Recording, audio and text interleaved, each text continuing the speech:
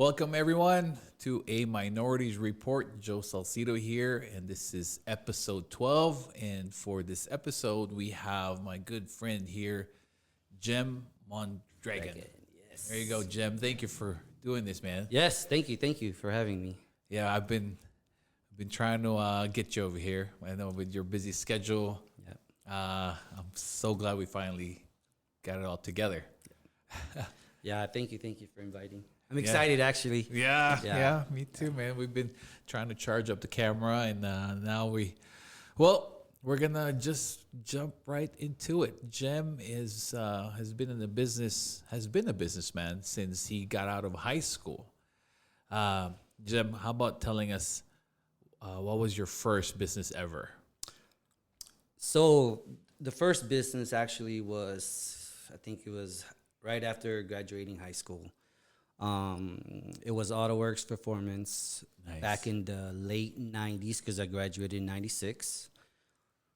The shop was called AutoWorks, which was like a bunch of Hondas. That's where, like, before Fast and the Furious already started, right? So, and it was starting just like everybody in town didn't know where to put their cars. Like, they have to go to either the Bay Area. Correct. So my pop had like mechanic experience. He used to work for Pep Boy, so we just started to say, "Hey, let's just open up a shop," and that's what the whole thing started. Yeah.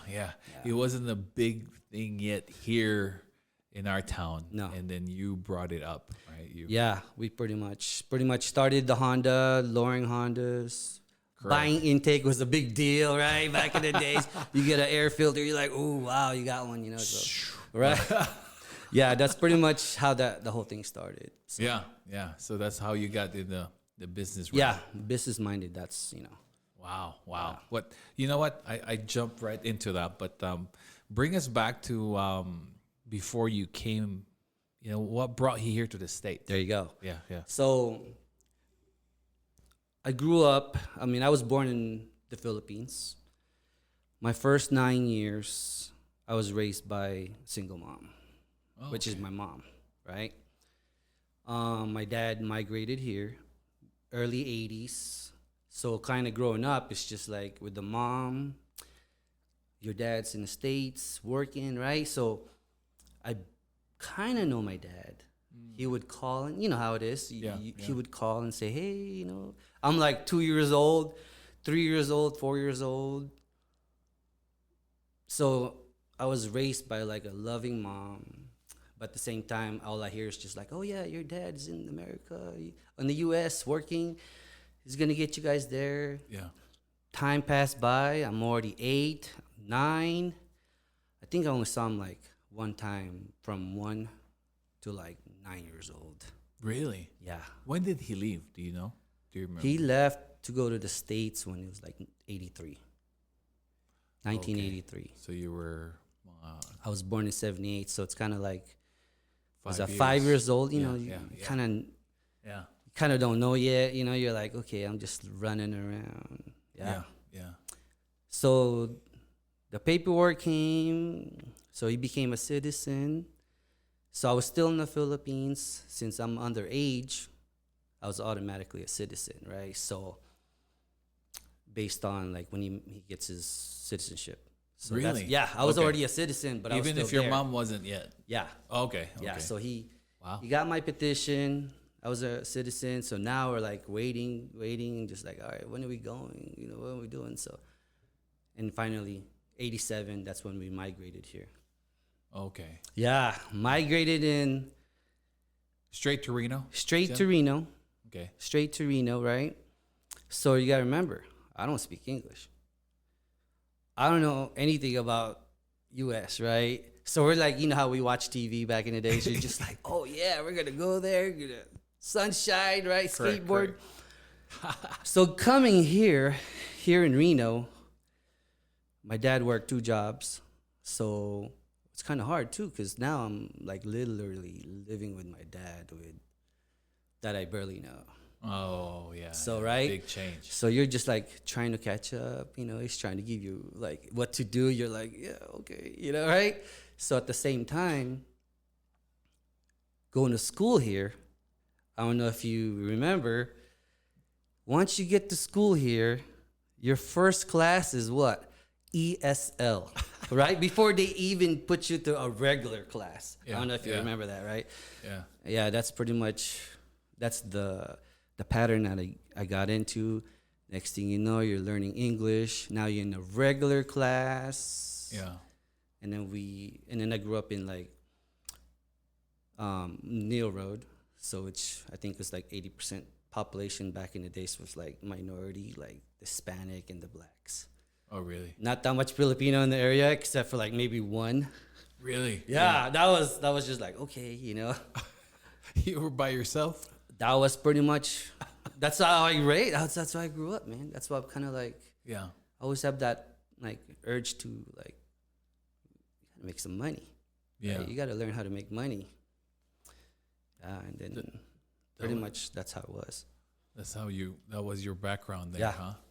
Yeah. So when did things change for you? So, well, I was just very absorbent, man. Like, you know, you see nice cars, right? You always wonder what they do for a living.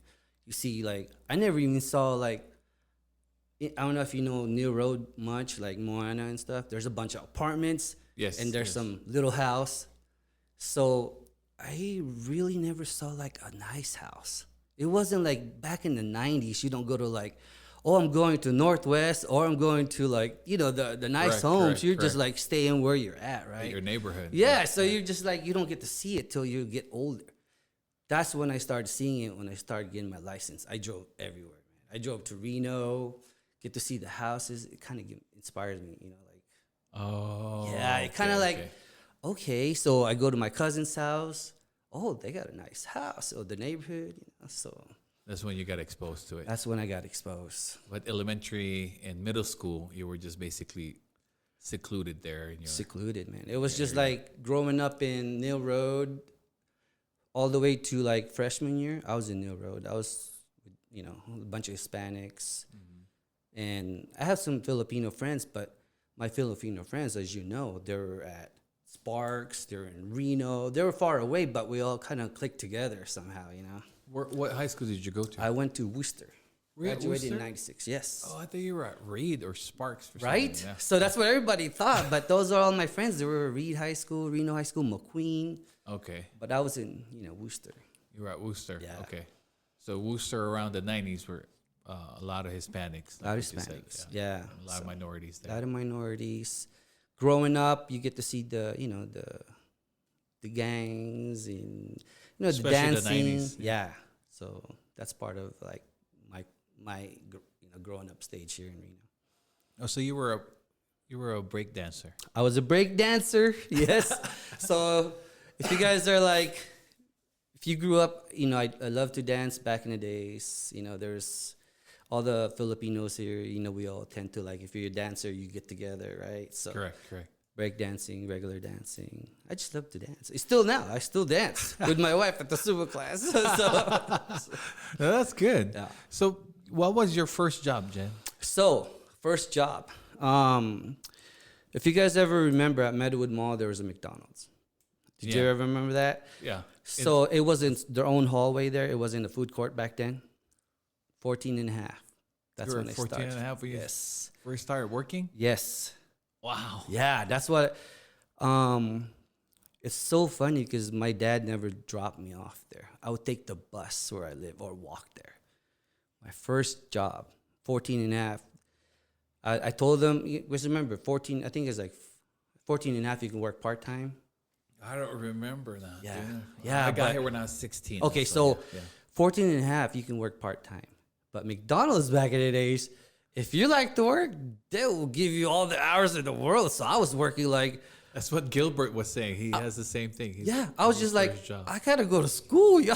So I gotta go to school, and you know, but they don't care because the mall closes at 9. Oh, there's plenty of time for you to go home. So yeah, I worked there like 14 and a half. 14 and a half. Why did you want to work at 14 and a half other than making money? Well, I don't know. I think like one of my buddies says he was working there, you know. He was like older. He goes, "Hey, I can get you a job at McDonald's." And here I am like, well, okay, you know, like might as well get started, right? And Oh, yeah. Oh, so you that's got how exposed to money right away. Then, yeah, it's 14 and a half. I was like cleaning the restroom, cleaning their whole front, wiping the tables, cashiers, I was all greasy, man. I was just like, but I learned the hard way, That's why I think I was so thankful that getting a job early kind of sets the tone. Yeah, yeah. I think so, because the work ethic, you started at 14 and a half. Yeah. It just reminded me of Gilbert Dio. Because Yeah. he said he started at 14 Yeah, too, 14 and a half, yeah. in San Francisco. And even my brother, I think, was asking me, is it legal? Because, yeah, I filled up the application. It was legal. Gave me a uniform. It's not like I was working there without a uniform. Yeah. Yeah. That's wild, huh? Yeah. But that's pretty cool, though. Yeah. So that's your first job. And then tell me about the journey from, okay, so you were going to high school and you're trying to make money. You saw the outside area of New Road. And you said something earlier that you want to make more money. That's when you started having a drive and making money. So, and then you started that first business from out of high school. Yep. Auto Works. Yeah, so I'll link that all together. So Go ahead, yeah. So imagine working at McDonald's, you're 14, now I turned 16. Right at 16, at my birthday, I can never forget it, man. I told my brother, because he was working, at Jock in the Box at the time, I need to get my license right at 16. Because we end up moving from Neil Road to North Valley. Oh, over So I couldn't, Stead? so my dad and my brother had two jobs. So how am I going to get to where I work? I'm in the middle of North Valley. We had a house at Golden Valley. Golden Valley, okay. So I was like, okay, right at 16, I'm going to take my license. I'm going to get my, during my birthday, I got my license. Oh. Yeah, right at 16, they're like, oh, it's your birthday today. Yeah, I'm here for the license. Luckily, I passed. Oh, wow. Yeah. Because you needed transport to Days work. to work. That's Or your else drive, it ain't Jhem. going to happen because you know why? Because my dad has jobs. He won't be able to drop me off to wherever I have to work. And making money for you was like optimal. That was it. That was very it. important. I had to go to school at Worcester. Right at Worcester, I applied Jones West. So the son was, went to school with me. So he got me a job at Jones West. Oh, really? Yeah. So that's how right from the get go I started working. After that, I went to Sherwin-Williams. That's as where you you know, everybody was at Sherwin-Williams. $9.75. I remember Sherwin-Williams, they can't hire you until you're 18. So right at 18, I got hired at Sherwin-Williams. Is that what? Oh, Yeah. is that why you started working? So when I saw you there, I think, when did I start working there? 97. 97. How old were you? Shucks, 97. So 20. Yeah. So 18. Yeah. It was like Sherwin-Williams, so I was probably 2 years in. Yeah. Yeah. You've been there for a while. Yeah. They couldn't hire me because I was too young because of some of the people that was already there. So 18, I applied there. They hired. Wow. From then on, 13 years passed. So now after high school, now I'm going to link it back, right? So after high school, during Sherwin-Williams, I worked swing shift. In the morning, I had the shop. That's when we opened the shop. Oh, Auto Works dude. Performance. Yeah. So you were working. You know you want to make money, but then you started a business. What was the mindset? Because you were already making money, right? So Yeah, maybe- Sherwin-Williams was good money at the Yeah, time. yeah. Yeah, but it was just like, I don't know, man. I don't know if it was in my blood or if it was because there's no social media. Correct. Remember? It wasn't sexy before. Yeah, Start a yeah. There was business, no it goes into your screen or whatever pops up. It was just like you watch infomercials back in the days, right? You just like, okay, But it was just like, for me, it was just, I always wanted to have something, like a business. You always wanted to be a businessman. Yeah. Or just something like the shop. I wanted to open it. I just did it. I told my dad, dude, we got to open it right now. And then we did it. And your passion was in the cars, right? Oh, passion's in the car. Yeah, that was always been since day one. I don't know what it is. Maybe it's a sickness. Right. But if you know me from day one, I've always had cars. And at the same time, it was always, I was selling cars on the side since I was 18. So you would fix it up and sell it? Is that what you were doing? I would always Golly, have, Jhem. every year, I would have a car for sale that I'm fixing on the side. I'm 47 now, right? This is like 20 plus years. I just look back. I just realized, you know what? Every year I would sell 1 or 2 cars on the side. You would acquire one and you would fix it up, and then you'll sell for profit. Wow. Yeah. Yeah. That's life. So Last week was my Siri interrupting me. yeah. We're good. Yeah. Sorry, Jhem. Where were we? So we were at, I think, I'm trying to remember now, like, I think we're working, right? Working at Sherwin-Williams. Yeah. I had to shop in the morning, and then I had to work at Sherwin-Williams in the afternoon. Yeah. So you have that drive, dude. Like, Yeah. at an early age, you wanted to make money, so you started a business on top of you working, Yes. and you were still in school. No, that no, I you were done. graduated. You graduated, I graduated, okay. yeah. I didn't even go to college. I didn't even step in a community college. I didn't step in on university college. It was more like, all right, after school, I'm going to work and have a shop. And this was just you. There was nobody. It's not like your dad was a business person. It's No. not like your brothers were business people. You just said, you told yourself, I'm going to start a business. You told your dad, hey, We got to do it. let's start a shop since Yeah. you're a mechanic anyway. Yeah, he worked for, like, I think at the time, he was working at Pet Boys at the time. I'm like, you work at Pet Boys, you can still work at Pet Boys later, whatever, you know, if this doesn't work out. And it did. It worked. Yeah. Yeah, because he had a, you know, he had a bunch of Filipinos, you know, like the Hispanic, you know, he had a customer that follows them and stuff. And at the same time, we're introducing Honda now, you know, like Honda Performance, BMW Performance, on a lower scale, not like a dealership scale. Correct. So, which is, you know, affordable. So you're not paying like dealership service, right? Yeah. Yeah. Yeah, and then it worked. So I was making money. So at the same time, you know, like I wanted to give it to my dad. So I gave it to my dad. How long before you? How many years after you gave it to him? That was like 3 years, 4 years. You gave the business that was profiting to your dad. Yeah, That was your decision. yeah. Because you Okay. know he wanted to run it his way. I wanted to run it my way. It was making money in it anyways that he doesn't have to work. So I got him out of working. Okay. So he has a business now on his own. So, you know, I gave it to him. I went back to work, right? So now I'm Sir just Sherwin. Sherwin-Williams now. And then I did an additional work. So I did 2 jobs just to get some money funds again. Yeah. It's crazy, Yeah, right? yeah. You gave your business to your dad, Yeah. He And then ran you- it. and then only for you to work another job. I went right after because I'm married now at the time, right? So married, house with a kid, 1 kid. That's right. You bought a house at an early age. Oh, That's yeah. right. You told me this at one of our lunches. Yeah. How old were you when you bought your first house? I was 19.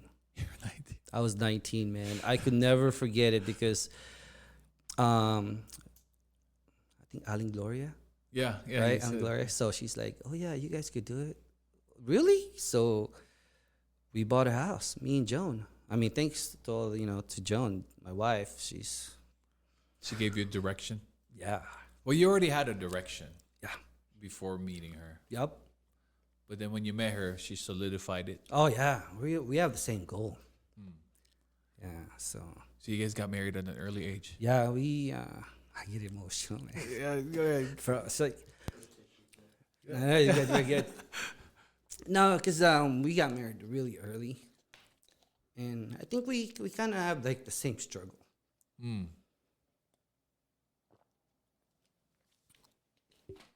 And that's why I think the drive is there. We got our first house when we were 19. Foreclosure. I didn't even know you what told me foreclosure The was. fixer upper, right? That's Oh, what you- bro, like we said, all right, we want to have our own house because we're living in an apartment at the time, and the realtor showed us, oh yeah, we got a house, but it's a foreclosure, and I'm like, okay, what is that, right? 19 years old, can you imagine, right? Oh, as long as it's a house, I am in, right? So she showed us the house. I can never forget it. It's on Offenhauser off of Longley, Correct. right? I know where that is. So we saw it, and I'm like, oh yeah, this is nice, right? And she's probably looking at me like, it is? Because I just really wanted a house. It was a townhouse, right, Jhem? No, it was a single Okay. family house, A-frame, Okay. And it was so shocking. Even my mom and my dad at the time, because my mom wasn't here yet.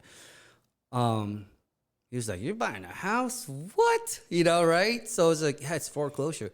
So I guess you know how it is. You can explain better. Foreclosure is when people leave the house. Yeah.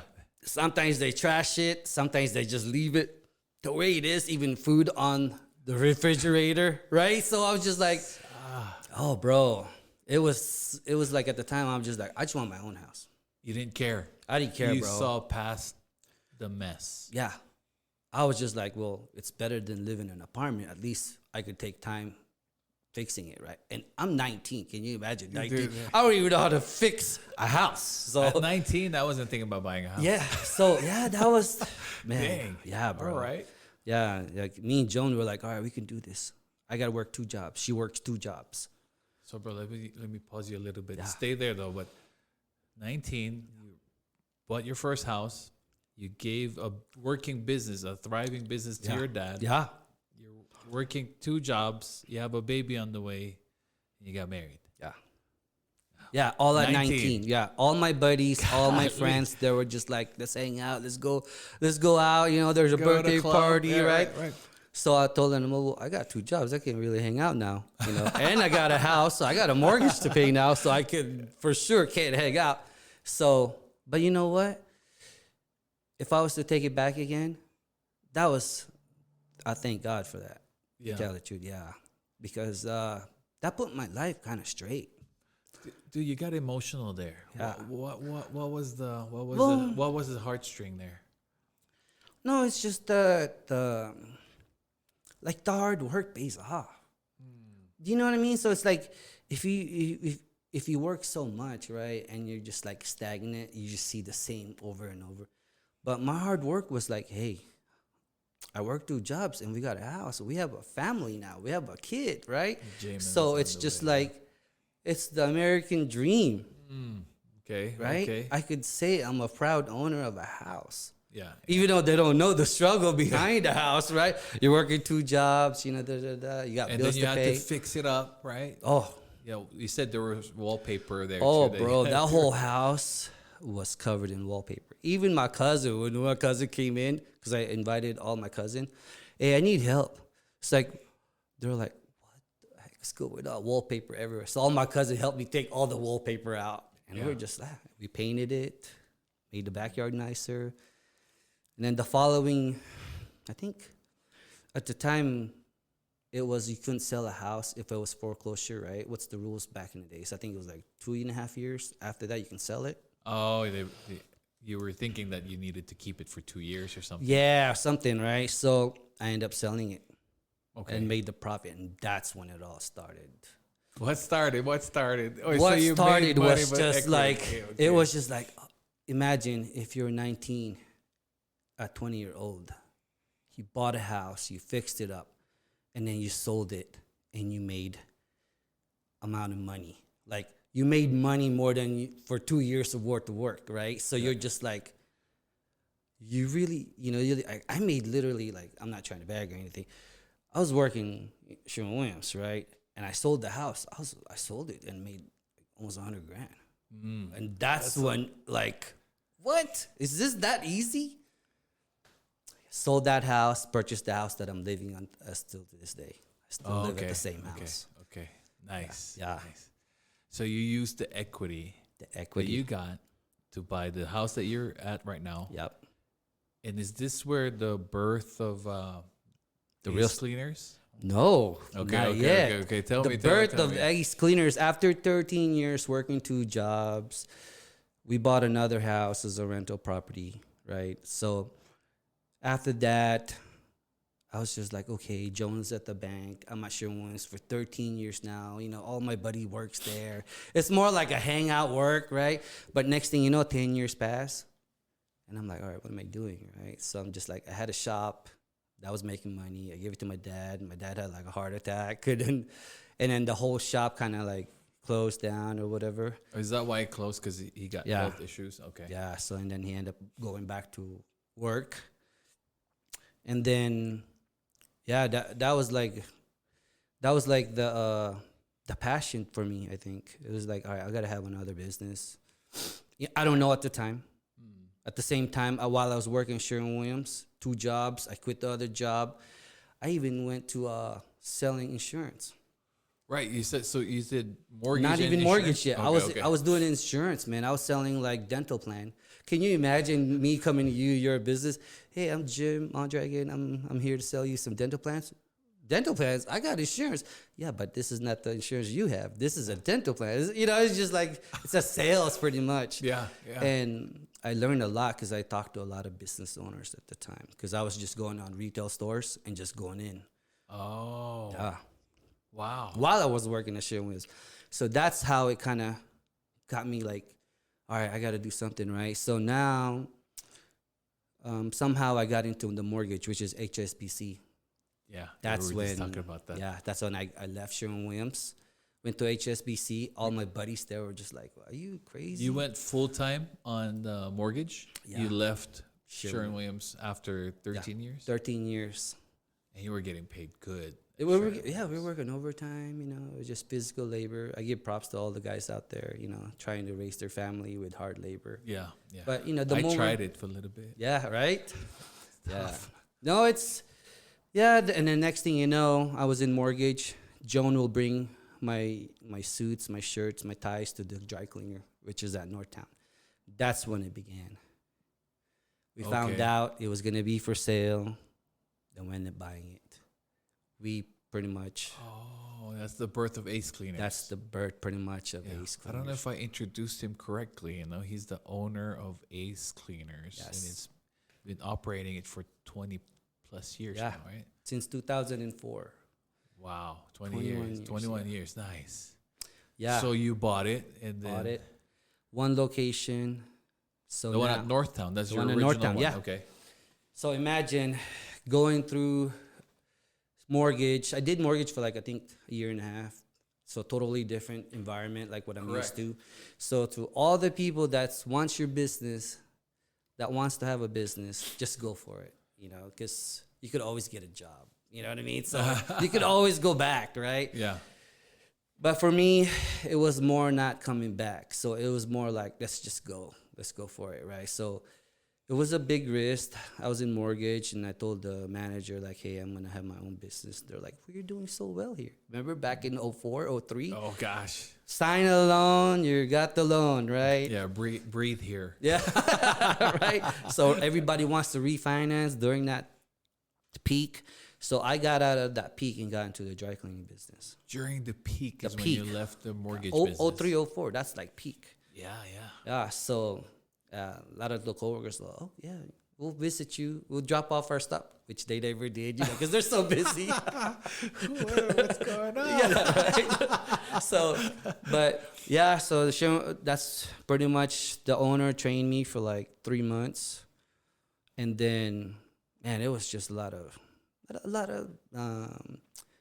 work, actually. So Joanne was pregnant on our second kid at the time. Okay. Imagine you just got the business. Your wife's pregnant. You got a young kid, right? You got a mortgage to pay. And then she had a baby.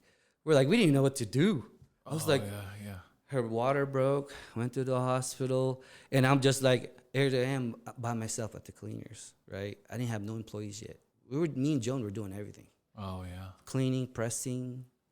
We were there like For how long were you doing that for? Just you and her? for a while, maybe 2-3 years. No way. Or maybe 2 years. 2 years, Wow. yeah. Yeah, it was crazy. So our kids kind of grew up at the cleaners, because we had no choice. If we drop them off at my mother-in-law, during the time she would help, but she has to work also. So Yeah. yeah, that was the beginning of Ace.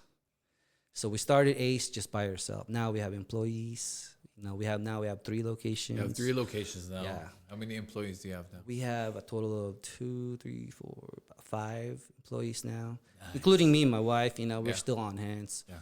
Yeah. So That's pretty cool, Jhem. yeah, it's 21 years of journey there. it's a struggle though. But you know, a lot of people see it in having a business. Oh yeah, it's They all see the end result. good. Yeah. You're playing golf, you're driving a nice car. Yeah. But there's a lot of work, a lot of sacrifice. Yeah. And that was the thing too, that me and my wife kind of like, we gotta spend time with the kids. Yes, yes. That was like number one. So imagine having a business, spending time with the kids. It's just like, okay, do you want your business to thrive, and you want your kids to not thrive? So it's like, of course, you want everything to do well. So those are like, But there are times where you just really get slammed at work. oh yeah, problems that you got to pay. The machine breaks. Your customers are just like, hey, I want my clothes. I'm getting married this weekend. Like, Oh yeah. yeah, there's a lot of work. A lot of those in the background that nobody sees. Yes. 21 years of that. Yeah, 21 years. So, but as a business owner, it's always like, how can I say this? I always think about my employees too. You don't just think about like the money, right? Imagine when COVID happened, I had to close one of the locations. So of course I have employees there. They got a family. Do you know what I mean? So it's kind of like, oh, I'm sorry, I have to close that location. Of course they're family. They're just like looking at you like, How about us? Yeah. what about me? It's like, what am I gonna do? So I'll tell them like, we'll see what happens because we don't know the future. Like we don't know like what tomorrow brings. I mean, COVID 2020, everything was shut down. It breaks your heart. Oh, it breaks my heart, bro. Like letting them go. having a business, that's the one that really breaks my heart. Yeah. Letting them. It's just it's like, I mean, yeah, successful businesses, yeah, it's easy to let go of people and stuff, right?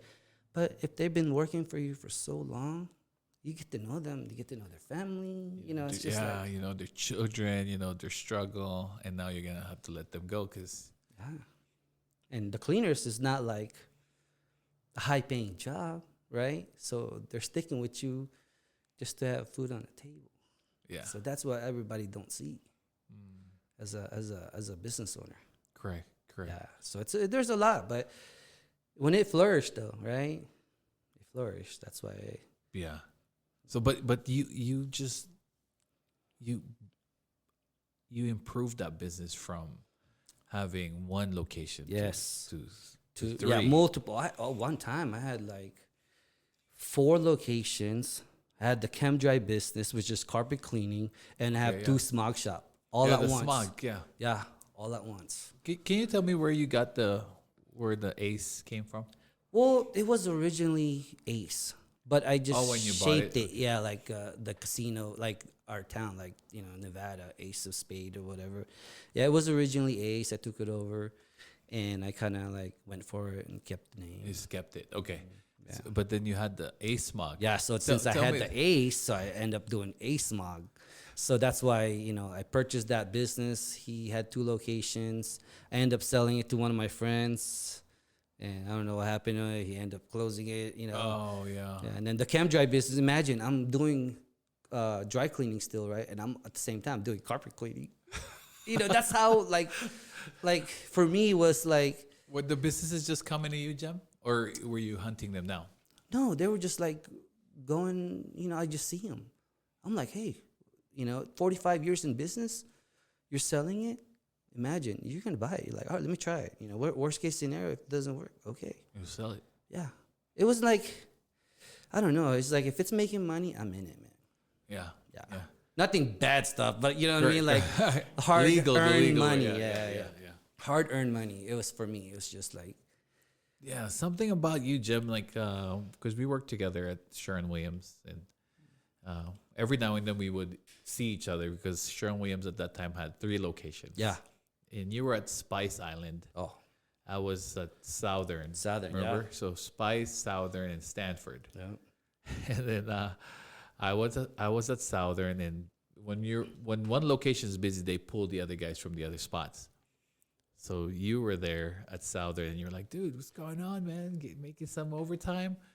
And I'm like, why are you happy, bro? Like, we can't do anything with this job, bro. We can't go to Tahoe. Yeah, we can't go It was out. like summer, because summertime is when we When get it's busy. slammed, Get right? slammed, yep. And you're like, yeah, man, you gotta think about Thursday though. Cha-ching, You're the right. money's coming, bro. Yeah. And I'm like, oh shucks, all right. Yeah. Yeah, so you were just really motivated to make money, got married early, purchased your first house, got a baby on one baby, and then when you purchased the Ace Cleaners, you had another baby on the way, 2 kids. and then you just kept multiplying your businesses. Yeah. Yeah, over time, we opened up our 3rd location. We moved it. I mean, we were like everywhere, too. We were at Longley, we were at Vista, we were at Northwest, trying to find the right spot. Correct. So, yeah, those are part of the, like learning stage of the business in a way, right? So, and it was just like, I don't know, I think, I give credit to my wife, She was always like, yeah, go for it, right? Even though we haven't even dissect it yet. You know what I'm saying? So it's just like, oh, there's a chem dry business, babe. I want to buy this business. What do you think? She's like, hey, if you think it's good, go for it, right? So it's just like, She's always just encouraging you. and we're like, yeah, it's a franchise though. We gotta go apply for the franchise to see if we're gonna get approved. It's in Utah. Yeah, she's always just go for it. Yeah. So it really helps. blessed. Yeah, it really helps to have a very supportive wife, huh? Yes. Yeah. Yeah. From day one, it sounds From day like. one. Yeah. From day one, she was just always there. She's always there. I mean, don't get me wrong, it's tough.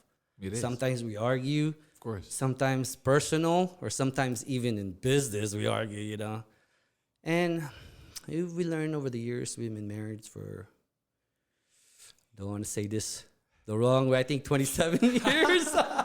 If you're watching this, I think it's 27 years. So, yeah, right? So, yeah, there's, you just have to just forgive right away. Yeah, don't hold it back, because, we got a business to run and we got a family to raise. So one of your key to your success is your wife. God, actually. Okay, God. God, yes. I praise the Lord, for all the stuff that, was given to me. Mm-hmm. So, and then my wife, yeah. Your wife. Oh, that's right, man. You're heavy on your faith, right? Yeah. Yeah. So, as you know, Tell me your journey there. whew,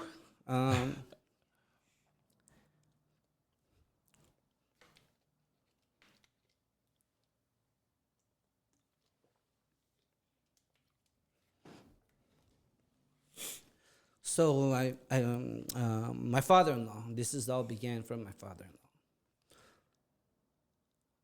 My father-in-law, that he's in heaven now. Yeah. This is like, I think early 2000, when he said he would travel from Saudi to here, right? And he became a pastor.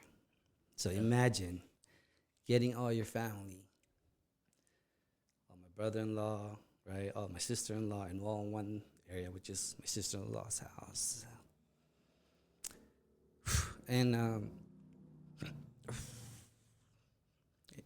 I can never forget it, because it's kind of like we were all Catholics at the time, and here he is coming in hard, like against the grain. We're going to have a meeting. We're going to open our Bible. And we're just like, oh, yeah. And then that's how he opened up. Do you know Jesus? Of course, we know Jesus, Yeah. in a different way, right? And that kind of like at the same time, it kind of opened my eyes. Like, all right, here he is. And everybody at the beginning, of course, were open-hearted. He's my father-in-law. And it was kind of tough because, like, he finally opened my eyes, right? So it's kind of like, at the same time, I was like, in the beginning, you're just like, you're close. You're just like, oh, I'm not going to give up my Catholicism, right? Yeah, So it's just like, and that's how the whole thing started. That's why it kind of gets me emotional, because it was so tough. Imagine you're the dad, right, and telling all your kids like, Hey, this is give me time for this show, and everybody's just like, you know, everybody was surprised. Yeah, everybody was shocked. shocked. Oh, Everybody's shocked, but you plant the seed, right? You God's the rest. is that the day you converted, or did Yeah. it take you a few times? Oh, Yeah, I was talked to that him that like, day? yeah, it wasn't like the same day. It took me like time, bro. Like it took me time, but at the same time, me and him would have our, because he actually, when he retired, he actually worked for me too. Okay. Yeah, You and worked that me and him got really close. So Oh, and eventually he got ill and passed away. yeah. Yeah, just like so that whole like being a Christian, like it really it's in my heart. Yeah. You got saved. Yeah. You remember what year? No. I don't remember. Yeah. Because it was just like, for me, my emotion, it comes out like now, right? Because I'm older. But when I was younger, man, I could keep my emotion. You don't even know I'm like hurt. I'll be like smiling at you, right? Yeah. But yeah. I think the older we get, I think we tend to sensitive we get. learn it's okay to express yourself.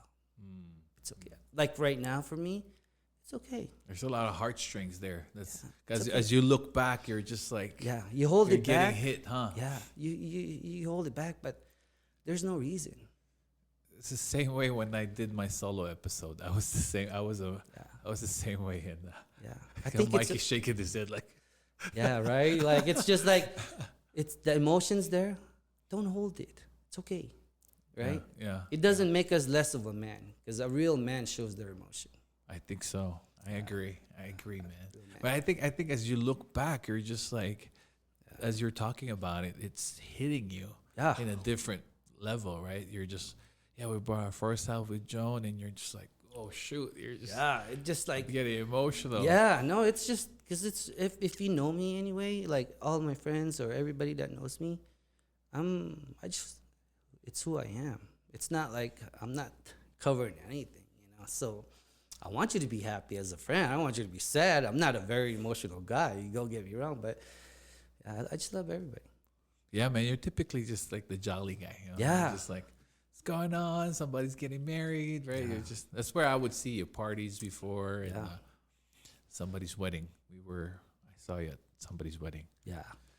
But yeah, so we have to talk about this. Was there any challenges share one big challenge throughout the years you running your own business. Other than, the balance with the family, you kind of mentioned that earlier. Yeah.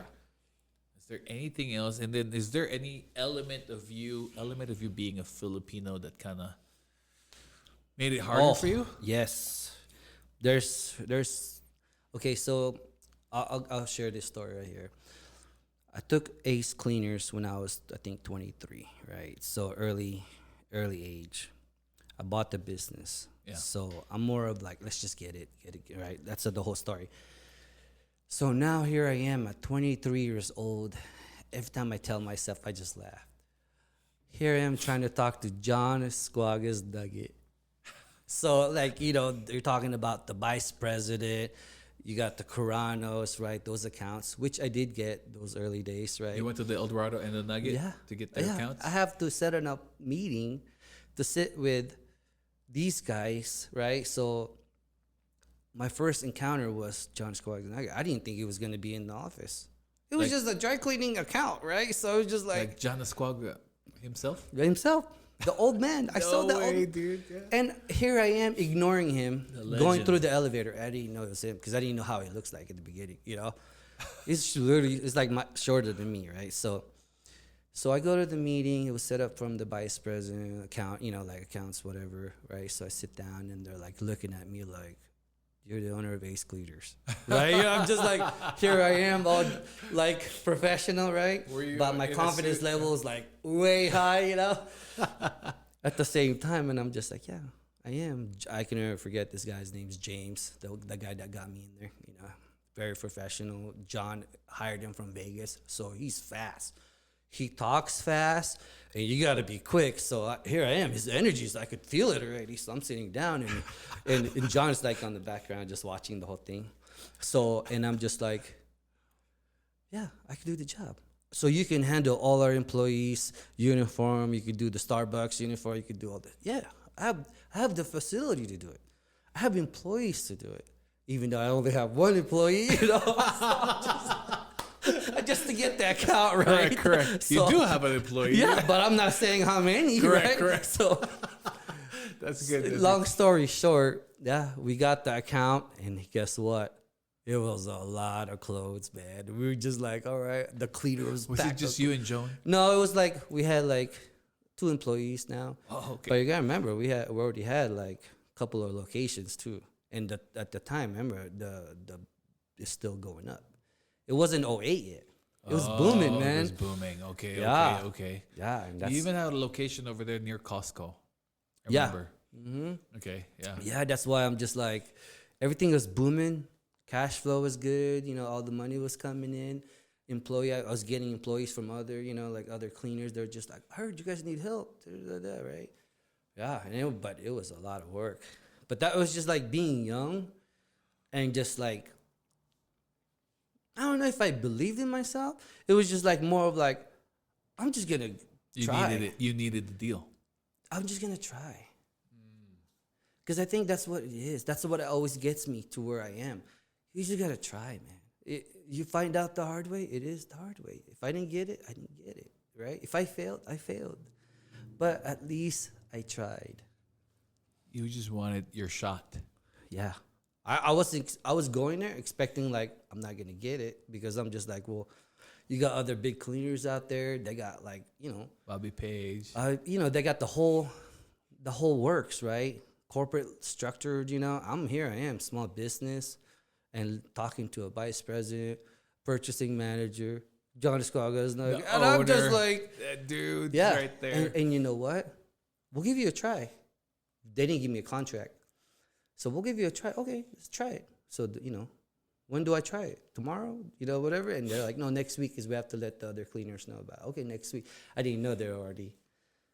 Oh. They're already like, So you closed the Nugget, and then you went to the Caranos? No, I did those together. That's why I was just like, I was just like doing. You closed both in the same week? No, it was like, after I experienced like an account, that's Okay. when I started like, oh, I can probably get more. You know how kind of like. You're getting more confident. No, it's more like you want it all. That's like, if I can get one, I can get What's one more. stopping me to get the other one? Yeah, so you just keep on growing. But in business, yes, you can get it all, but can you handle it? That's when kind of like you got this, you got that. So the whole cleaners was just pack of clothes.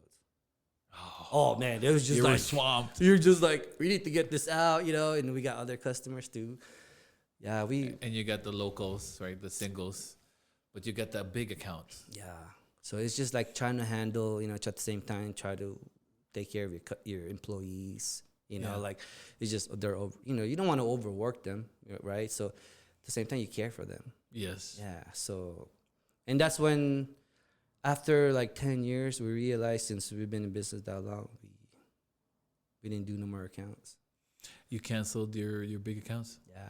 So But you had them for 10 years. we had it for a bit. Yeah. Yeah. Wow, Jhem. Yeah. It was like, imagine you're young, and they just. I'm not trying to say what they said, but what I felt. I felt like just looking at me like, imagine a 23-year-old right now trying to get your respect, right? It'd be different. So Correct. you have to have the credibility, And I was telling them, yeah, I have the facility. You guys are more than welcome to go check out my facility, which, they can check it out. That I'm legit. So. But I think, like you said, you probably built your confidence after getting the Nugget. You're like, okay, I can get the Eldorado. And you got the Eldorado, and then you're probably name dropping it. I have the Nugget. I'm doing them, right? Yeah, So yeah. So you did that for like about 10 years. Yeah, we did it for quite a bit. It was just like a lot of work, a lot of inventory, a lot of vacations getting interrupted. Oh, you were just tied up. Oh yeah, man. Holidays, of course, they're in the hotel business. Holidays, that's where they're busy. And here we are trying to do holiday stuff with your family, and you get phone calls. It's just, you just learn. I guess that's why for young people out there, or what I want to share is that if you think you want to do it, or if you think you want to try it, right? So it's two different things. Try and do is everybody thinks like, well, doing and trying is the same thing, isn't it? No. Trying is just like you're trying to try it out. You have one out with you're try. just trying it, right? Yeah. Doing it, you're going all the way in. Oh, I like it. Right? So like while you're young, go for it. That's it. I mean, for me, it's just like on anything, right? Hey, if we fail, okay. I mean, it's sad. You just mope about it, but you just got to move on and try other things. If you ask me, when I was 21, would I own a dry cleaner at 21? No. Because I didn't know the future. God gave me that. I didn't. How can I say this? That's why, I don't know, man. It's just like, it just happens. It's not me, bro. Yeah. It's not me, dude. It's like, it seems to be one of the, for successful people like you, there's always that breakthrough, and then as you're putting it, it's God who kind of just laid it up for you. That Joan recognized that it was an opportunity. You were bringing your suit that you use as a mortgage officer, which you're working 2 jobs at that time, trying to provide for your family, to the dry cleaners that she found out was for sale, and you just said, let's just do it. Yeah. You didn't overthink it. That's also a lot of successful people say that too, like, don't overthink it. Just do it. Just do it. For me, I mean, just try it, right? Just go for it. There's nothing wrong for going for it. I mean, we're in the United States. We're in the U.S. You could find a job everywhere. If you have to work 2 McDonald's, so be it. To provide, right? Yeah. See, there's also that element that you have with the other guys, that hard work. You're not afraid of hard work. Not afraid of hard work. 14 and a half, you start working. Yeah. I could work, for an example, if the business, plops or whatever, put me to work. I'll work 2 jobs again. No problem. That's not, I would complain maybe my back aching because I'm older now, right? but that's how it is. I mean, what I always tell, like, my boys or the young ones I meet at the golf course, right? Or at the car scene. At the car scene, there's a lot of young kids, right? Yeah. And they come up to me and they just talk to me, and I'm like, they ask me, you own the cleaners, right? Yeah. But what I tell them is just like, you just got to go for it, man. You never know what tomorrow is. Could be what God gives you. So you're I think what you're saying is, don't overthink. If you see an opportunity, just go for it. Yeah. Go for it. Yeah, because a lot of people they do a lot of research, especially now. You got all these platforms, right? They'll say the wrongs and the rights. So if you, for an example, okay, I want to open up a detail shop, right? So now they're gonna start researching detail shop. Well, they're searching the high-end detail shop. Well, look at that shop. How am I going to do that out of my garage, right? But it's a big pie. It's just a big pie, man. Are you saying there's a lot of people, other than overthinking, people are afraid of failure, of failing? Or trying. Or they're intimidated? I think no, it's more for me is like what I see is like they're afraid of doing it or trying it. Even though they know they're good at it. I don't want everybody else to say this. I don't want everybody to say that, right? The opinions of others, yeah. Yeah, it's just what God gives you, you know what I'm saying? So it's just like, you got to try it. If you're in your heart, you want to have your own business, have your own business. I mean, for me is like, what's stopping you? And they look at me like, money, of course. Okay, well, why don't you make money? You were saying something about it's easier to get like a business loan these days versus Yeah, back in the 90s. Yeah, that's why like the social media platform, you get all these feeds. Oh yeah, you apply this, apply that. It's easier now compared to like before. If you have a business already and trying to get a loan, it's just like it's so hard. It's so much harder than Yeah. now. Yeah. Yeah, I think right now it's like if you want to have, like different business, for an example, right? If you want to have a cleaning company, a dry cleaner, right? Or a marketing company, you could easily do that now. It's not hard. It's Correct. It's doable now, I think. Information is like in their fingertips too, is what you're saying, right? Yeah.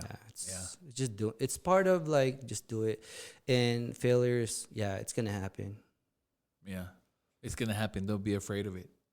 Yeah, it's like when you first get brokenhearted, right? You're just so broken to the failure. That's how it feels. But once you get used to it, your broken heart's not the same anymore. You know what I mean? Yeah. You're just like, okay, you just move on. All right, I'm gonna open up another one. Right. Yeah. So you've always been that though, huh? Yeah. Always been like, I always like think like, okay, well, if there's money coming in here, and then there's an opportunity to money coming in this way, right? I would try it. Of course, I pray about it, right? Yeah.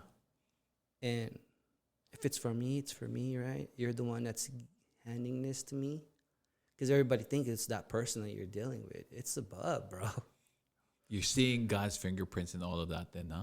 Well, yeah. Like a person comes to you, a business opportunity, you're thinking, it's God's opening up something for me here. It I is. gotta make sure. It is, I think, because everybody thinks it's not. I mean, I'm not trying to say, if they're not religious or anything, right?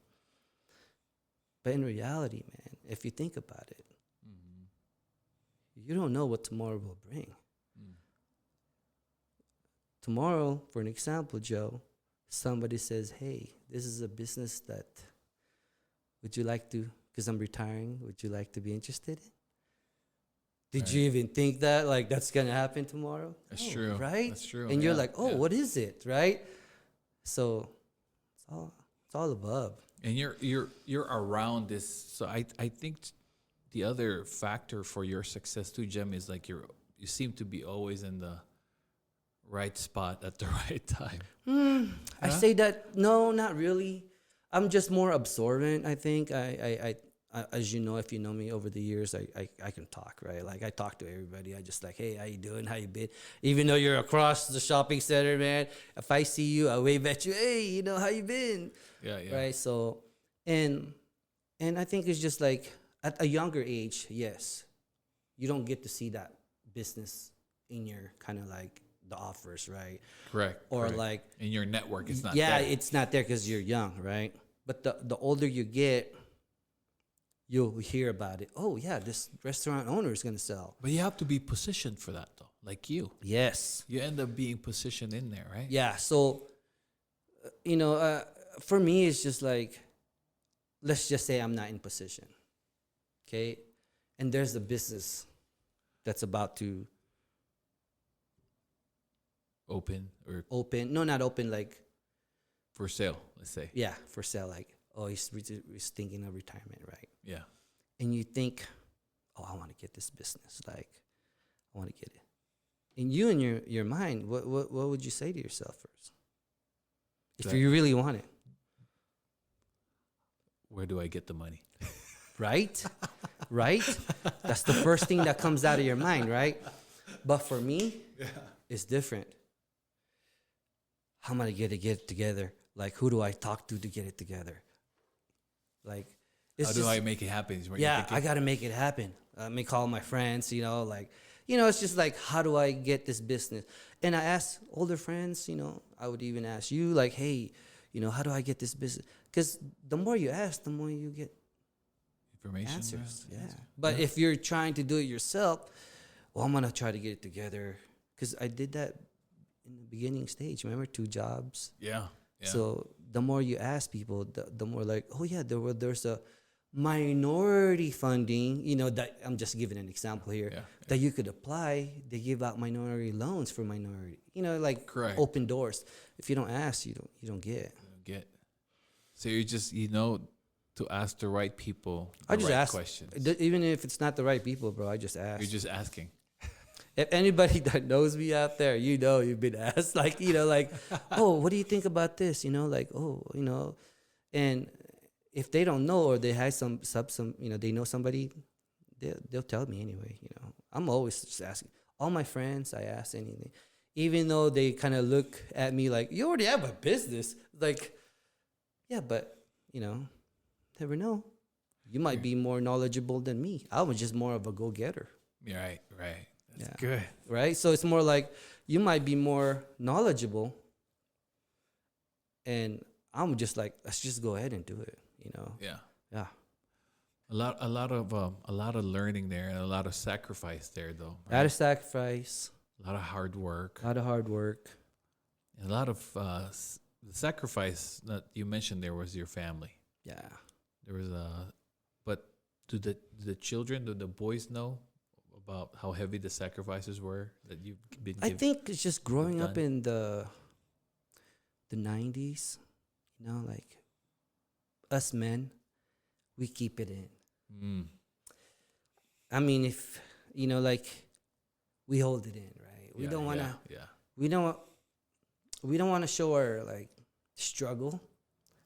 Sometimes we just in our own, you know what I'm saying? Correct, like, correct. Oh, if your kid's not doing well, you just hold it. Because you got to be the strong of the family, right? Correct. I think it's just our generation. And that's why I'm kind of trying to expose here, right? So to all the guys that's in our age, in our generation, we just have to show more love. Right? So I seen it, man. I seen it with my friends. Seen it with, like, families, right? Love is like, oof, this is deep, bro. It's hard to express in our generation. We don't know how. Right? Men. Right? Yeah. I'm talking about men, not like women. My wife's very affectionate. She, she's very, but like us men, I don't know if the same feelings as you, what I'm trying to say here. Yeah. It's hard for us to express, like, the love, to show, because we were raised tough. We were raised Agreed. like, that's okay. Don't cry. Yeah. Right? Like, You're not supposed to cry. You're a don't cry. boy. Yeah, but that makes us like hold our emotion. And I think the kids, and my kids, they didn't see much emotion through me. And you weren't making them hear your struggles. Like, you weren't trying to, like. I walk in the door, bro. If the customer at the cleaners wasn't happy, I don't show them that. Like, oh man, it's a bad day, right? This and that. No, I hold it in. Wow. Yeah, Wow. because I want them to see, like, I'm a strong father, right? But I don't know. I think it's just a generation. We just tend to not express their emotions is what you're saying. Yeah, I don't know if you agree on that or not, but No, I do. I agree. yeah. So it's just like I think it's tough for us when we try. we were raised tough. Yeah. I think I'm not just saying like Filipinos, but I think all the different culture, but especially I think minority in this generation, our generation. I don't even know what generation are you? Gen X, bro. Gen X, is it? Okay, I was like the best one. no, right? It was just like we were just the best like, one, bro. Yeah, man. It was just like, well, if there's no food there's no food, bro. Like, Don't make your own food. Yeah, don't cry about it. Yeah. So it's just like, it's just, I think that was the part of, I wish I would have known, so I could be more affectionate to my loved ones. So you were pretty much closed up with the boys Yeah. when they were growing up. Yeah, close, I always tell them I love them, but I never told my dad I love him. Do you know what I'm saying? It's like he's in But heaven. you giving He's him the heaven now. business.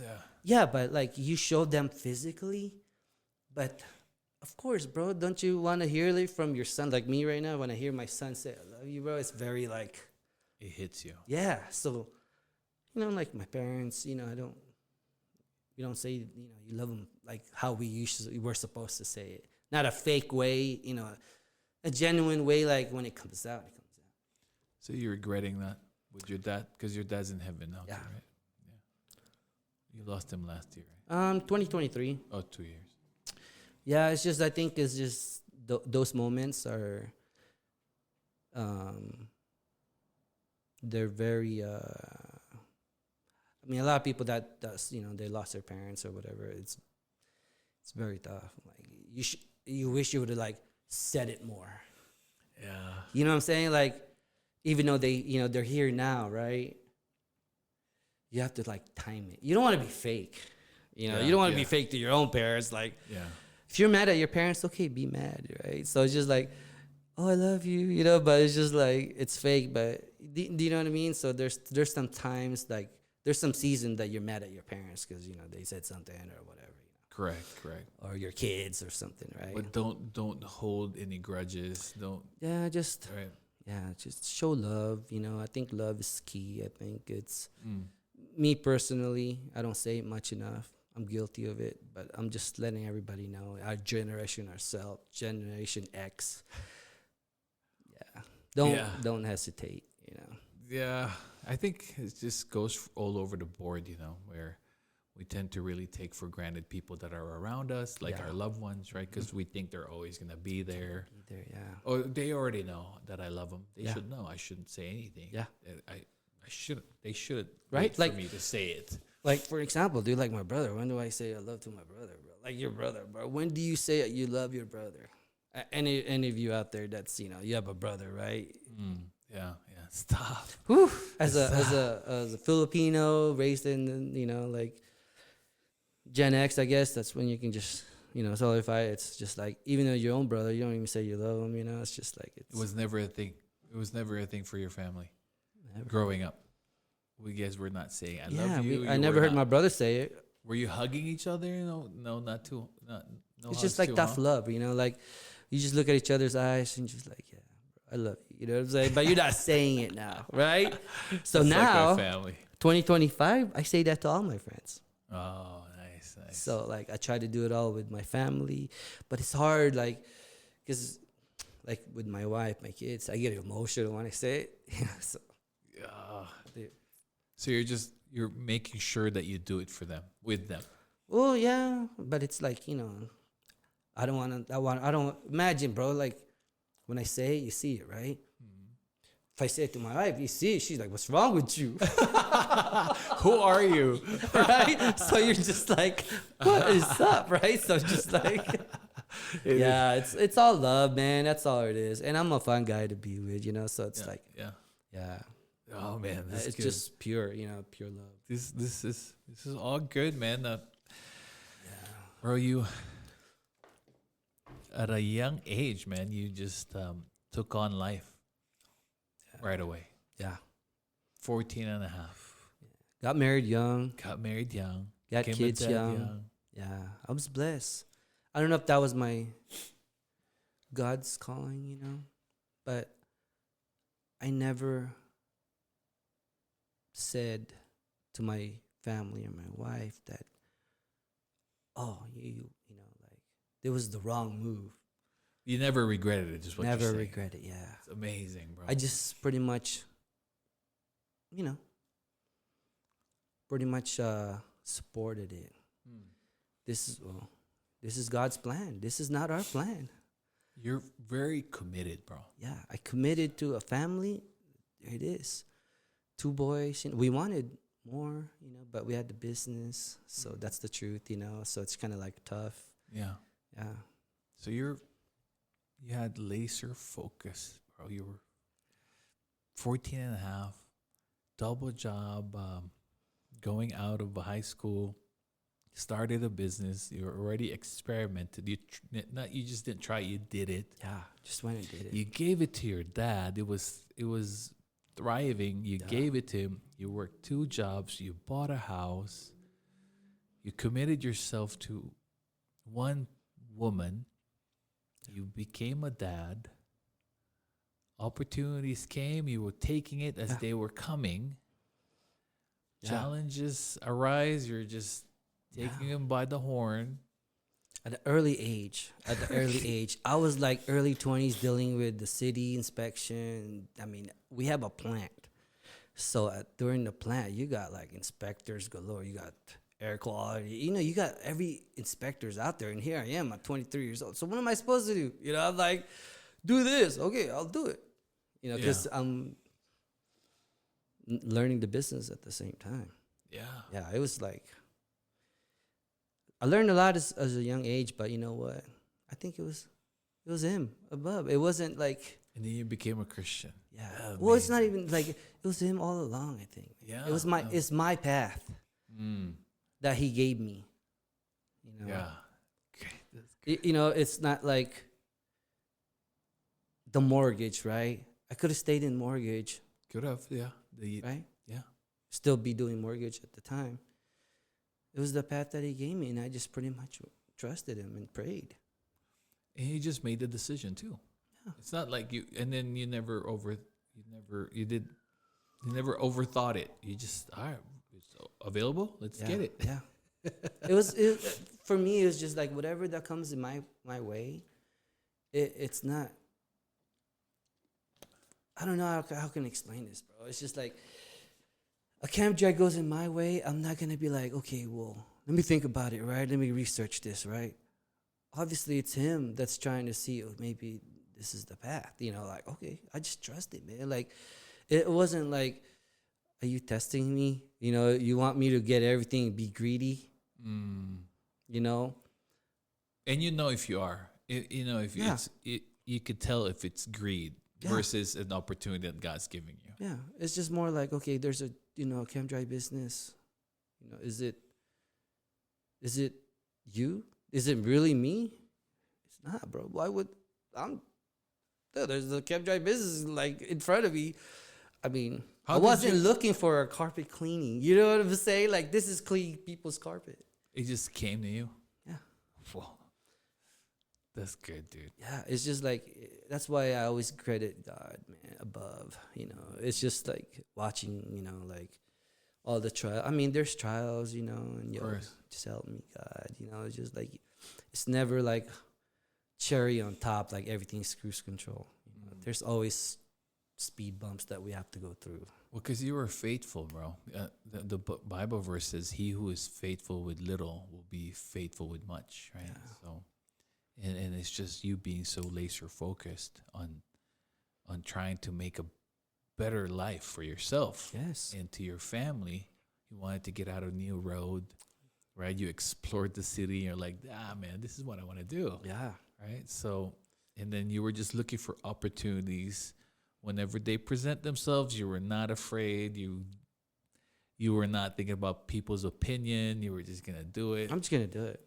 That's why you are who you are right now. Yeah. I mean, I cleaned people's carpet when I had 3 locations.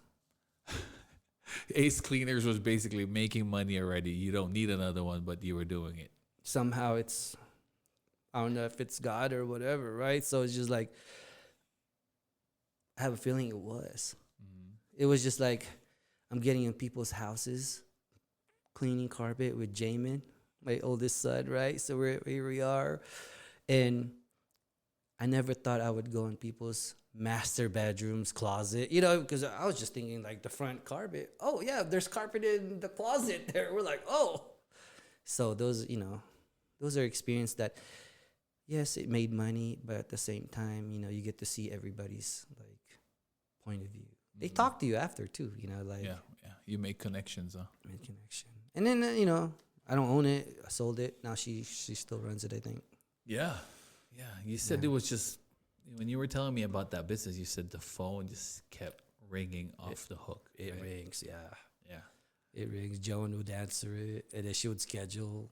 Oh man, we would like 5 houses, 6 houses in one day. And then you got RC Willie as your account. Yeah, that was a big one. I mean, they were just. I don't know if you guys own the RC Wheelie Furnitures. If you buy the warranty, we would clean that if you spill something on there. Oh, That was the account. the account. Mhm. That's amazing. Yeah, it was a big account, man. It was just like, you know, I think that I want to share is like to the people that want to have their own business. Yeah, do that. But you've been sharing a lot there. But yeah, what would you encourage your kids or the next Like generation? if you're young, right? If you want to do it, whatever it is, right? Legal. Yeah, legal. Meaning whatever you're dreaming of. Like every night, right before you go to sleep, you're in your social media looking at that. Every night. It's like, every night you're looking at this. Every night you're looking at this. Every night you're looking at this. Just ask yourself one thing. When am I going to do it? And just don't lie to yourself. You know what I'm saying? Like, next year I'm going to do it. I'm going to save up this year. Right? Or whatever. It's like this. If you want to go and play basketball, because all your friends are there, you're going to find ways to go there. But if you don't want to, you're just going to find excuses. Right? And even though you have a job, right? Like back in the days, remember? I'm going to call in because they're all there today. Correct. I'm going to call in. I'm going to go play. You're going to find ways. Correct. To get it done. But if you're just, I'm going to try it, right? Just go for it. God will guide you there. God will be there for you, man. It's just like, because if you don't, he's just waiting for you if you really want it. I like that, dude. Like the next question is like, what's stopping you, right? Yeah. Like, what's stopping you? If it fails, it fails. At least it's better to fail now than later that you were hoping that it was going to be successful, right? So now at least you can change your dreams because dreams change, bro. Like for me, my dreams is different now. It's like when I was younger, my dream was having a business, right? So now I have a business. Am I saying the same dream? It changes, right? Correct. Yeah. So at least you could tell yourself that I had a dream and I took it on. Yeah. Yeah, it might not be the business that I really wanted, but it is a business. But you're a businessman. It's a business, right? Yeah. So, yeah. But I don't know. I guess what I'm trying to say is that while you're young, go for it, man. Well, how about the older guys then? Older guys. So I meet a lot of guys, right? Yeah. So here's the thing. I sold one of my business, which is smog. He was doing CAT scan at Reno, retiring. Good money. But he wants to retire, right? So now he goes, well, I'm looking for a business. Well, I presented the business. He pretty much explained to him he's going to do all the research. Bro, like, what's the research, bro? So you don't want a business. You just want an income. See, that's what separates the guys, the older guys. Because older guys, we're so used to having an income. But now they don't want a business. They just want an income. They have to get that clarified. If you want a business, go for the business that you want, not just because of the income. Well, you're not going to do well because you're just going to thinking like, I'm buying that business for income. You're not going to put your time in it. Oh, if you're going for the money, then you'll get tired of it. You get tired because it's not your passion, right? You hear that a lot. It's not what you wanted. But for me, passion is more like hard work. Because if you're passionate about it, you're going to work hard no matter what. You're going to make it happen. If you do the hard work, you be passionate about it. It's the opposite for me. Oh. You will see the value after you've exerted so much effort in something. Because if you put so much work to it, it becomes your baby. And when it becomes your baby, you're just like, you're passionate about it. Yeah. It's not because you're passionate about it and then put the hard work after. It's not, bro. Based on my experience, it's totally different. Yeah, because the cleaning business was not your passion. Cars was. Yeah. Cars were up to now. Yeah. Cars is your passion. Yeah. Cars was my passion. Trust me, I got Gilbert's my buddy. It was like, we all love cars, and of course, if you're a car, you want to have like a shop, like that's what you want to do, right? Yeah. Yeah, but this is what God gave me, the dry cleaner. yeah, this is what it is, and I'm gonna And you invested so much hard work in it. and then you became passionate to it, It's and your then that's gonna be baby. your baby. Yeah. And that's how it is with kids. It's the same thing, man. It's like So you we take care of can't it. Yeah. we can't yeah. say we're passionate because of this bottle, right? And then you're just like, it's not. It's. I think for me, it's opposite. You put the hard work, you'll tend to love it. Correct. Correct. Yeah. Yeah. And it's also a thing too where not because you are passionate about something is gonna make you a living, right? Right. Yeah. So it has to be a business has to be hard work, dedication, commitment, right? And risk. Big You know risk. it's a risk. Yeah. It's not guaranteed. Having a business is not guaranteed. You can ask that to anybody, especially the successful ones. Yeah. They're in that level already. They're like multi-millions or whatever, right? And you ask them, oh, it's harder when you get bigger. You got more employees. You got more overhead. I mean, it's just harder when you get bigger. Yeah. Harder. Yeah. Not a lot of people willing to say that, but I'll say it because I've seen it all in my friends. And I mean, you let go of the big accounts because it was really overwhelming. Yeah. Right. big accounts is just like, oh yeah, that's a big account. You know, it's just like, you know, it's kind of like it's a yin and yang. You know, it's like, okay, you do this, you sacrifice, you do that. You know, you don't sacrifice. So you know, I play golf, right? Yeah. So I talk a lot of like the business guys. A lot of business guys is in golf. So one I guy heard you're told really me, good, bro. no. What's your? So one guy that's very successful in golf, in business and golf, told me. He asked me one time, bro. I'm like playing serious, right? Playing serious. I met him because he ended up like vacationing here, and then we ended up playing. He goes, "Oh, so you're a business owner? I'm myself a business owner. So did you ever ask yourself what is enough? Like money wise?" Wow. Yeah, I didn't know what to tell him. I was like, "What do you mean? Like, what is enough for you? Like what? Like income, or time, or what? No, like what's enough money for you?" And that's why I didn't know what to say. But tell the truth, man, I got asked that before. Like, what is enough money? Because you know, us business owners, we always want to make money because we got overheads, we got employees, right? We always want. But what is enough?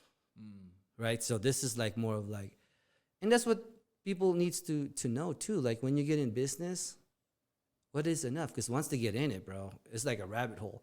You just want to keep making money. You just make money, right? Then you lose track of your family. You lose track of your friends.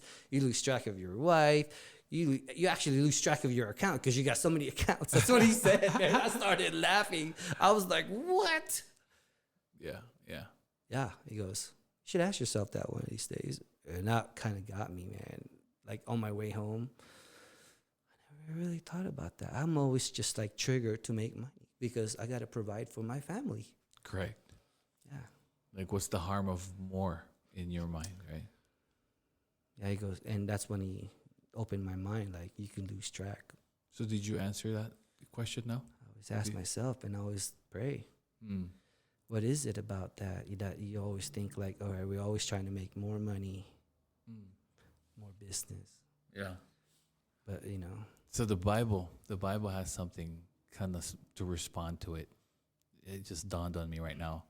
It says, it's in Proverbs, you know, King Solomon wrote it, right? Solomon was like the richest king ever, smartest, right? He said in his proverb, he says, don't give me too little that I shame your name.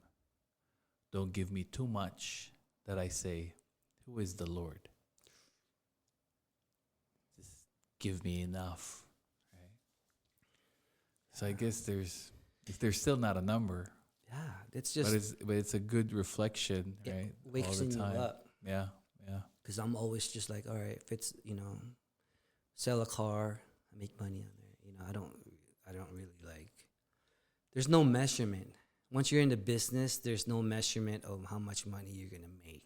You just want to keep making money because you're in the business. Correct. Yeah.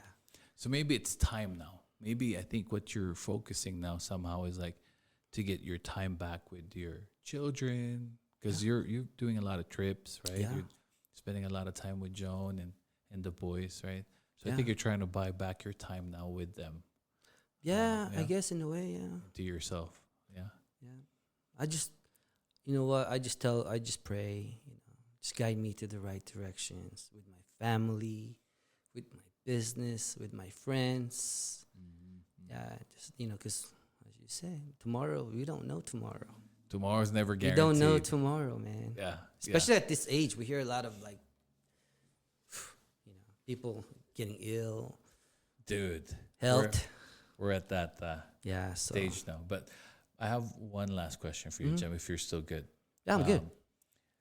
So, I mean, dude, you've been in the business, you've been making money since 14 and a half.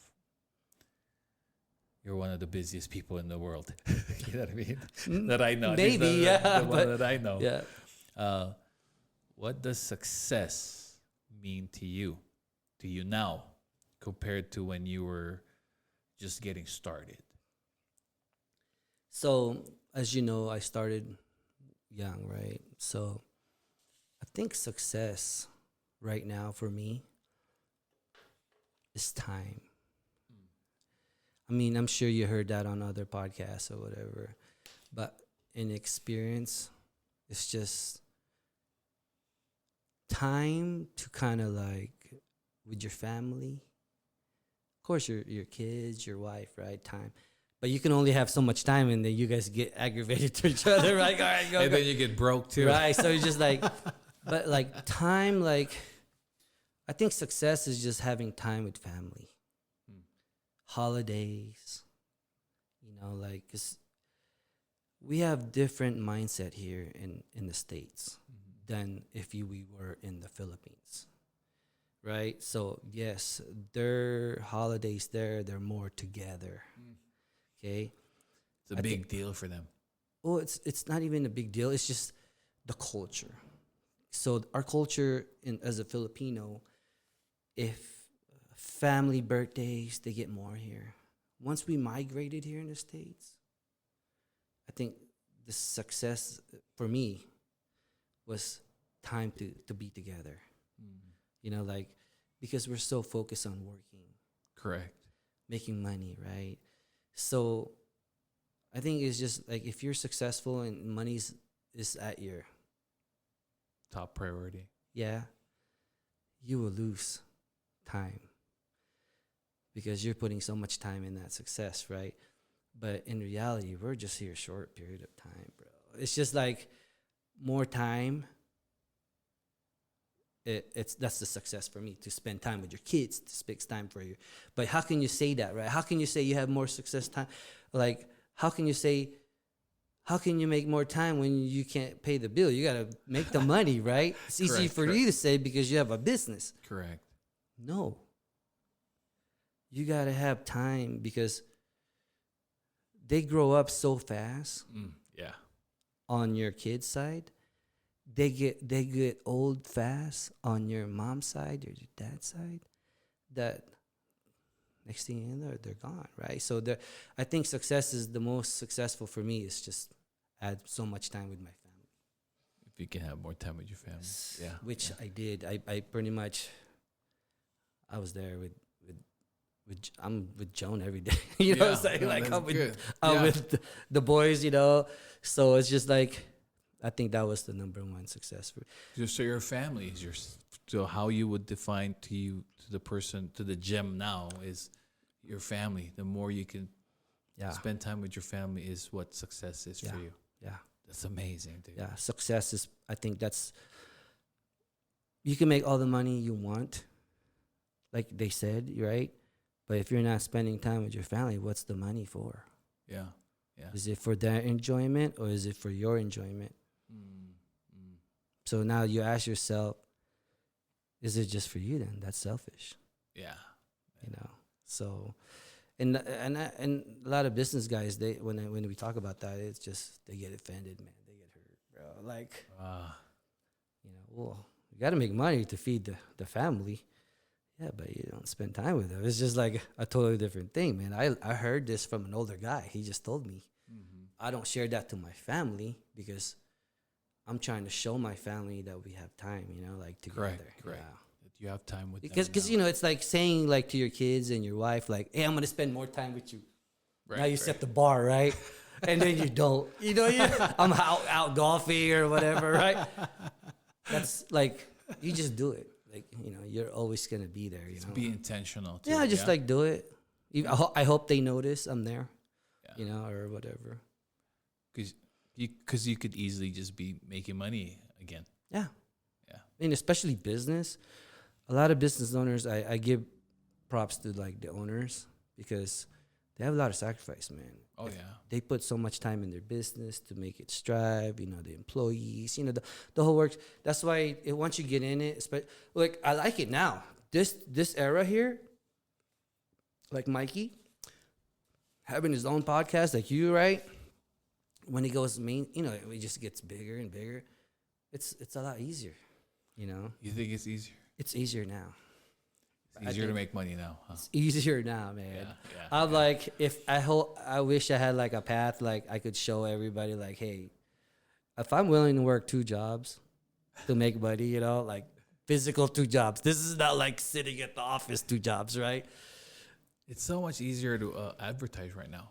I remember paying RGJ $45 for how many a certain number of words to advertise the car that I'm trying to sell.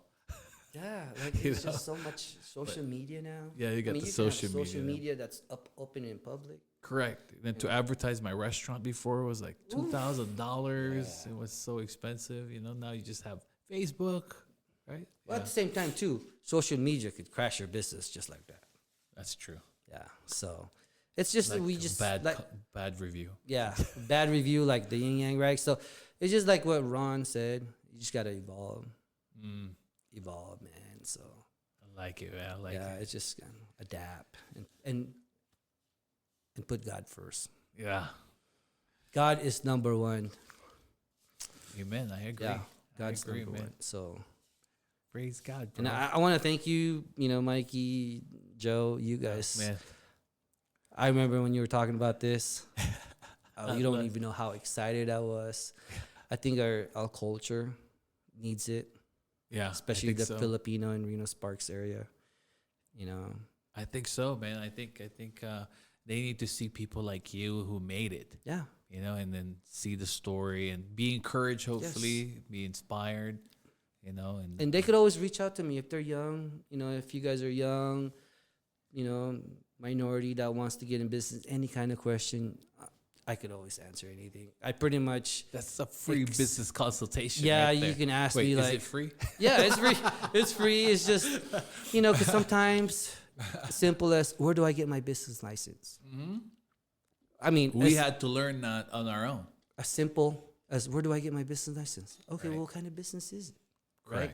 Yeah. Start with your fictitious name. Yeah, it's like stuff like that. I think, those are like the simple questions. Oh yeah, you could always reach out to me and kind of like, or just for anything on business. Nice. Yeah, That's good. I'm willing to help everybody. Like questions, okay? Don't let me do the thing. No, it's like, okay, I'll be doing it. Can you fill it out for me? Trust me, man. I had some.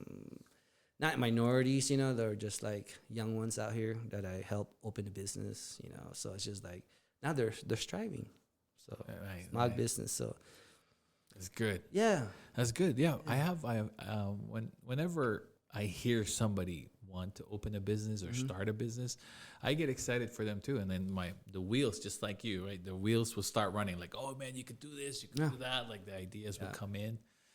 It just get flooded, right? Yeah, but. Not just even the young ones, even the older guys. I'm just talk to me. I'm willing to whatever. If they say, is there a cleaners that's available? I could ask for you. Yeah, you know what I'm saying. So it's like that's as simple as that. Because you're in the network already. Too, yeah, so. I mean, it's just I think people just don't ask because they think like, oh yeah, he's the business guy. I don't want to ask him. I mean, I was like that before, right? I know some people that's in the business, but now. You know what I've learned? You gotta ask. It doesn't matter. We're just human, dude. Like, this guy owns like, for an example, this guy owns It was a buddy of mine that I asked him like, oh, he owns a clothing company like for hunting. Okay. Yeah. So how'd you get started on that? And they're like, how can I get into that? They don't say no. Yeah, you can get into that. Actually, there's a lot of fabric in the Philippines that we get. I'm like, what? Oh wow. Yeah. Okay. That's all the fabric from brand names. They're coming out of the Philippines. The Philippines, not Yes, China. bro. Not Like China? China, Philippines, and there's Malaysia or something. Oh. All material stuff, like Okay. fabric stuff. Yeah. Yeah. Not like they're already made. You know what I mean? Yeah. So Yeah. Wow. everybody thinks everything's in China. It's not. So you just asked, and then they were more than willing to tell you. Yeah, because business owners, I think, love to share. Yes, you get some of those random guys who are like, They're gatekeeping. Yeah, I gotta share. yeah, they're not gonna say anything. It's up to them, Yeah. But hey, I asked some of the guys, and they're just like, look at me like, oh, you're trying to get in my business, Remember Gilbert, right? Gilbert was fired. Yeah, Like, oh, that's what I'm saying. Yeah, so, yeah. yeah. See, no. that's why I think a lot of the successful guys, they just go ahead and do it and ask questions Yeah. and figure it out later. That's part of life. Life doesn't have a book, right? Do Well, it and then figure it out later. Like we try to do as best as we can, right? Yeah. We still fail. Yeah. Actually, you're right. You can try to measure everything, but business, there's always a storm can come and you're just done, right? But Love, business, work. yeah, Yeah, it's the same thing with work. Yeah, you could get laid off. don't wait for that promotion. Go for it, man. Oh, I got stories that shit wins, man. When I first got in there, I was in all the different departments. At Sherwin, they Yeah, kept bro. moving I you? was backing up trailers. Everybody's like, "What are you doing?" It was just go for it, man. If you're in the job, if you think you're like, "Oh, I can't be management," because you haven't tried. Don't say no to yourself. Don't say you can't when you haven't tried. Put that in your wall somewhere. You know what I'm saying? Because it's like, bro, it's in my head, bro. It's like, don't say you're going to be good if you haven't tried. That's how my mentality was, man. Oh, yeah. That's why if you notice, if whatever I do, I try to always do my best. Don't say no. You can't because you haven't done it. It's just like, it's so pure. There's anything. There's no other than that. There's no other way. Oh, I can feel your energy from across the Right? table. It's like don't say it. Just you gotta try it. You gotta do it. Just try it. Yeah. Just get in it, bro. Like Pretty suicidal. no, you know why? You know why is that? You say that? You know why I don't believe in that? Because God is watching you, bro. God has something for you. Yeah, right. That's what it is. Because if it failed, that's not for you. Right. And there's a lesson there, right? If it failed, right? Yeah. You've learned a lot of things from that failed business that you're not going to do in the next one, hopefully. Well, at least you found out right away. At least you found out too. Yeah. Right away. That you're dreaming all this time. That wasn't what God gave you to do. Yeah. Yeah. You might be dreaming like, oh yeah, I want to have my own car lot. I want to be like, the Porsche dealership the whole time when God gave you a detail shop, that multi-business, it's a franchise. Right? It's just like, Yeah. Yeah. you never know, bro. Like, It's you good. just got to do it, man. Man, that's what I tell everybody. So if you guys are watching this, just do it. Just do it. Yeah. If you failed, it's okay. People that laugh at you, if it's your friends, right? They're not your true friends. Yeah. Yeah, right? So if your brother laughed at you, that might not be your real brother. I'm just kidding. That probably is your real brother, right? Yeah, it's just like, so. Did you yeah. get a lot of that? Jhem? Did you get a lot of that when you From were my brother? No, but when you were starting out, like people that you thought were your friends were like Oh, yeah, bro. counting on you to fail, Or just rooting for you to fail, or rooting. for No, you to what I be success- experienced is just like, I feel them waiting for me to fail. And it wasn't me to prove to them. It was just like I said, man, I just pray, just do what I got to do. Focus, put your head down, get to work. Yeah. Whatever it is. If it's like studying, right? If you're writing, whatever you're doing, just put your head down, get to work, and let the hard work give me the outcome. And if I do fail, so be it. At least I gave my best. Correct. Yeah. If you didn't give your best, then you probably deserve to fail. Yeah. Which a lot of people fail because they're just trying it out other than doing it. Trying it out is non-commitment, not non-committal for you, right? Yeah. That's what. That's why just you don't trying like it out, bro. Yeah. Yeah. Yeah, I'm gonna try it. Right. That means I'm gonna put halfway in. And I could change my mind anytime. Doing it, bro, I'm all the way in, bro. This has to work. Whatever it takes, man. I'm gonna do 12 hours in. I'm gonna work. I'm gonna support this now from the other work. Right? I'm gonna put it in. I put in my time. If I put all my time in and it didn't work, it's not for me. But at least I put all my time in. You know what I'm saying? So it's like you can't tell yourself that I didn't do my best, man. Dude, I put 12 hours in, man, like every day. What you're saying too, for me, I'm understanding it, right? But for the audience too, is you're just not doing it. As you're doing it, you're learning. You're learning from your mistakes. You're trying to get better. You're improving your services, right? All of that, right? You're improving. Yeah. You just got to go ahead and try your best. If not, don't even do it, or or whatever. Change your dream. Yeah. Right. So it's just like that means that dream. If you're not willing to put so much time in, that's not your dream. Correct. And don't even be afraid to stop. To stop too, right? Yeah. That's the same mentality of if you want to go to this play basketball. Remember earlier, you're gonna find ways to make it there. Yeah. If not, you're just gonna find excuses.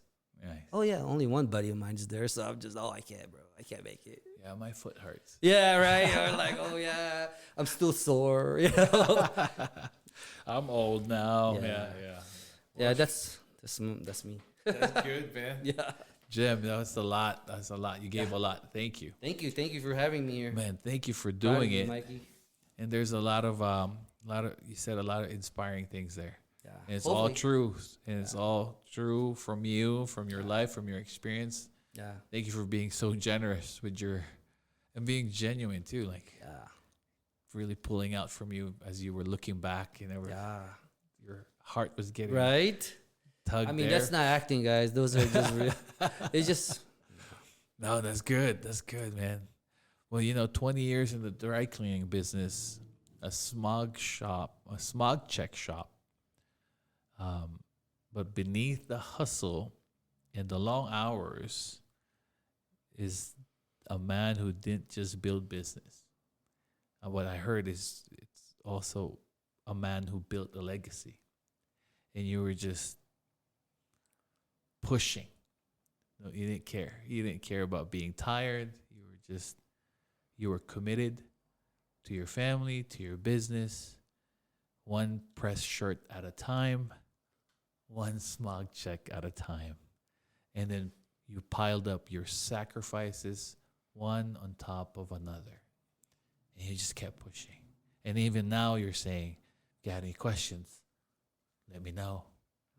Now, for those of you who are listening, maybe you're standing at the starting line and wondering if you're going to do it. Now, from Jhem's wisdom, he says, just do it. Just commit, right? Now, let his story remind you that you don't have to be born into success and you don't have to be successful right away. You just have to show up, have your dream, keep grinding, trust in God, and hold on to whatever comes your way. Now, because somewhere between mortgage, between fixing cars, flipping cars, filling out paperwork at the mortgage business, folding clothes, bro, the American dream for you from Neil Road to now. You did it all, and you're doing it with a smile, bro. yeah. It's amazing. Thank you again, bro. Oh, thank you for having me. Thank you for sharing, bro. Thank you. Well, that is it for episode 12. Jhem, Mondragon, thank Yes. you for doing this. Thank you. Owner of Ace Cleaners. He has 3 locations. Go see him. And if you have any questions for business, he's here. He's making himself available. Well, until next week, I'm still working on my closing, but let me try to see this. Paalam, hanggang sa susunod. God bless you, and I'll see you later. Yes.